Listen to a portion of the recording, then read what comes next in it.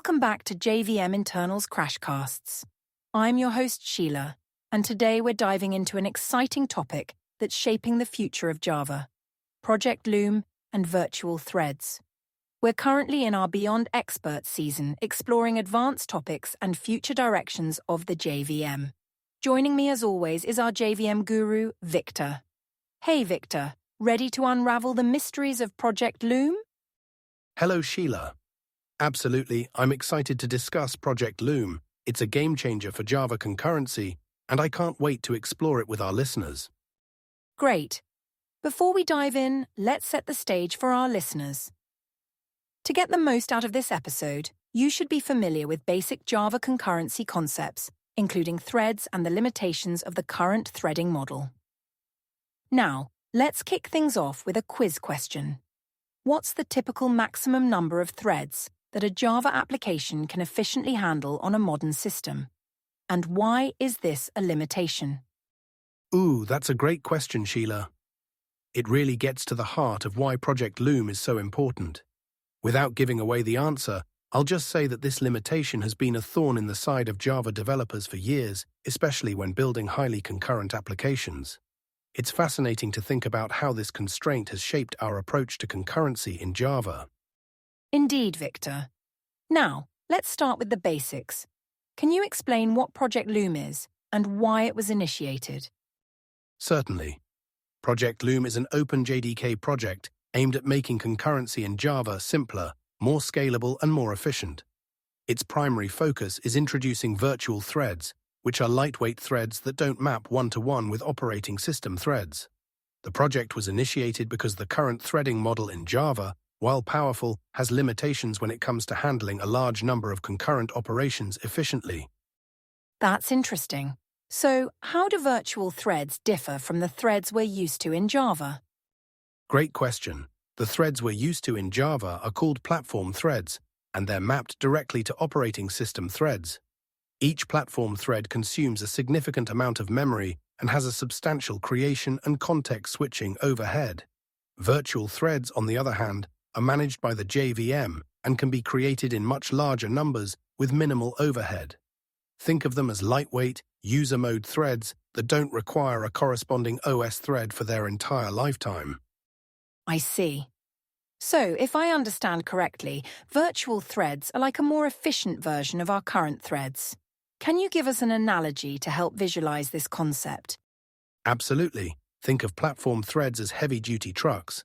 They're powerful and can carry large loads, but they're expensive to operate, take up a lot of space, and you can only have so many on the road at once. Virtual threads, on the other hand, are like bicycles. They're lightweight, easy to create and manage, and you can have thousands of them without clogging up the roads.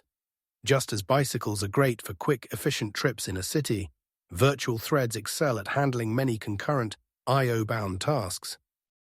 That's a helpful analogy, thanks. Now, let's dig a bit deeper. How are virtual threads implemented in the JVM? The implementation of virtual threads is quite clever.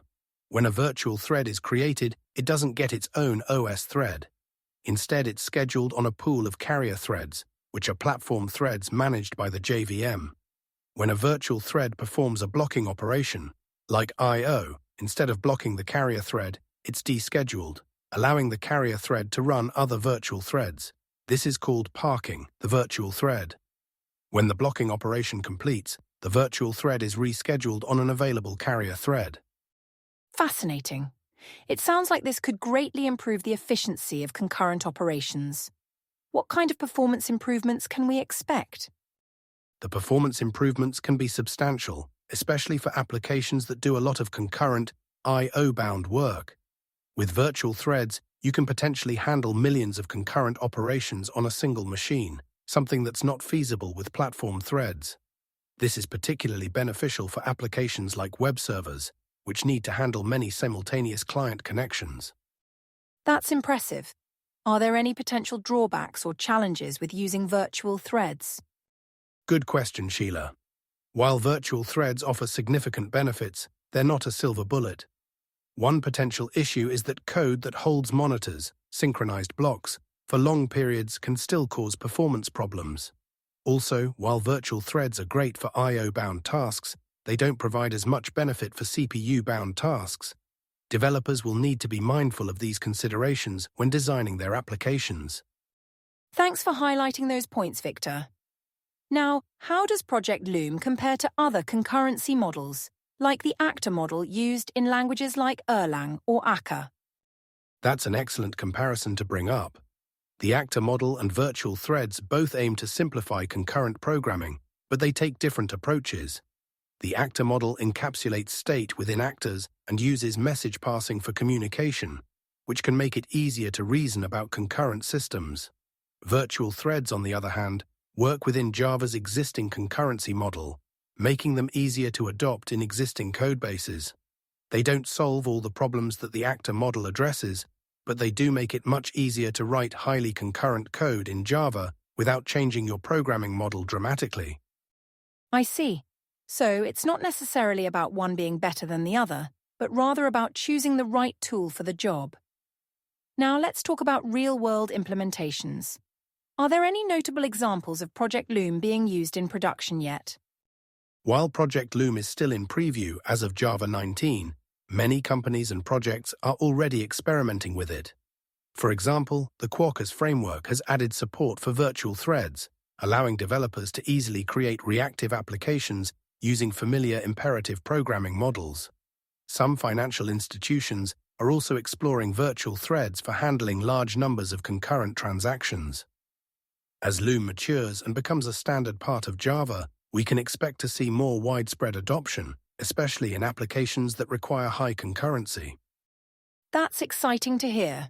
Before we wrap up, let's reveal the answer to our quiz question. Victor, would you like to do the honors? Certainly.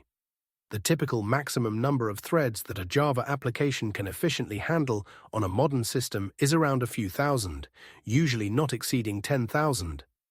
This limitation exists because each thread requires a significant amount of memory, often around 1 buzz, and has substantial creation and context switching overhead.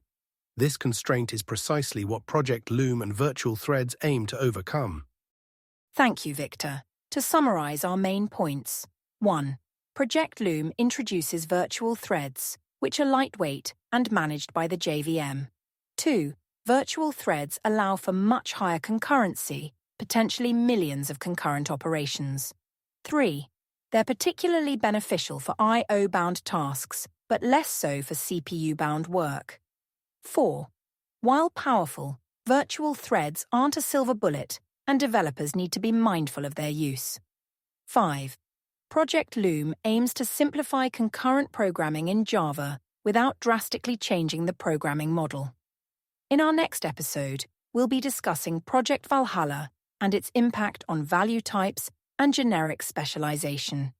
Don't miss it. If you've enjoyed this episode, please subscribe to JVM Internals Crashcasts and leave us a rating. Your support helps us continue bringing you in-depth explorations of JVM internals. Until next time, keep exploring the depths of the JVM.